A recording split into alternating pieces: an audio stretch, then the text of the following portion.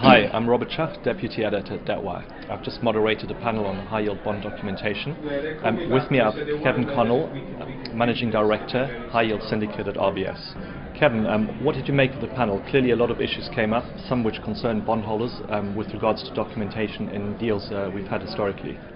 Yeah, Robert, I think, although I think you did a very good job on the panel as moderator, and I also think that the panel went quite well. I think we had a pretty good dialogue amongst participants, and from just the brief follow-up before this interview with some of the audience members, I think people really did enjoy it, and it's one of those things which can get very dry, I think, but I do believe we handled it well, and it's a fairly, there are some of the issues that we discussed, particularly relating to the intercreditor agreement and disclosure, that are very topical still in the market, and I think the audience embraced our discussion, and ultimately I like to believe that it was actually helpful to everybody involved.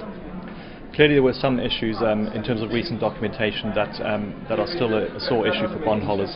I think particularly senior secured bondholders do want parity with regards to senior lenders in pari passu deals, but certainly some of the recent introductions do make a lot of sense and are quite defensible. For example, the 10% call option on deals for the first 3 years at 103, or in some cases also super seniority for RCF and hedging arrangements.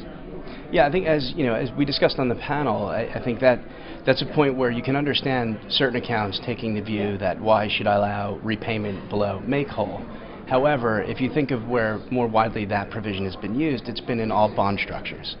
And ultimately what an issuer is saying, that I could either potentially do bank debt on a senior secured level and then an unsecured bond behind that, ultimately I have no debt that I could prepay at par then in my structure. And so what do I do with my excess cash flow if I want to delever? So by having that provision in there, the 10% a year for the first 3 years at 103%, which has been sort of the market norm, you are giving the issuer flexibility to delever. And in essence, that is also better for the bondholders as well, I think, to have that deleveraging actually physically occur rather than just on a net basis. And so, it is something which I think sort of fairly taken hold in the market, and I would think that generally does survive in the right situations. The other advantage, I think, to bondholders by having that in there is that, typically companies who have excess cash flow are better credits. And so would you rather a better credit not come to the bond market, but rather rely more on the loan market and just do an unsecured tranche in the bond market, or actually feel comfortable enough because of this provision and ability to delever to actually do all of their debt, or most of their debt in an all bond structure in the bond market? Absolutely, I totally agree. In summary, I think then the one issue that clearly bondholders should watch out for going forward in its various forms is a deal's or issuer's ability to create additional liens in debt, whether it be by carve-outs or other forms. Yeah, I guess, perhaps maybe the biggest one potentially is on an acquired debt basis, where to the extent you are permitting through the permitted collateral liens clause that acquired debt carve-out under the indebtedness test, and under that carve-out you effectively have flexibility to acquire secured debt, whether it be in contemplation of or not. However, we've certainly seen where the language in contemplation of has been removed from that provision, allowing debt to be potentially put on a target pre an acquisition and then ultimately be brought into the combined business on the acquirer's balance sheet following it. And to that extent, because you have the flexibility under the permitted collateral liens to bring in secured debt as well, that either could end up sharing the note's collateral in the first hand, and in the second hand, depending on how it's structured, you've seen things where it's no more than, say, a senior secured leverage ratio the issuer has to meet, or it's a just simple fixed charge cover ratio which prevents it.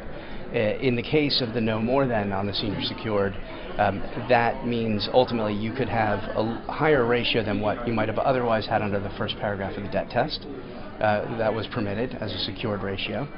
Or in the case of the fixed charge cover ratio, where there might not be a secured ratio, then ultimately that could mean a lot more secured debt coming in the structure than even the secured ratio had envisioned originally.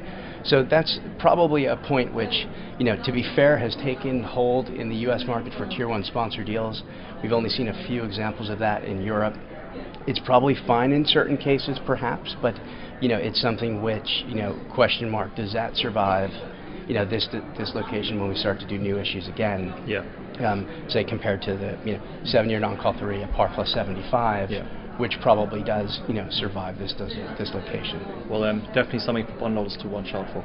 Kevin, thank you very much for participating today. Thank you, Robert.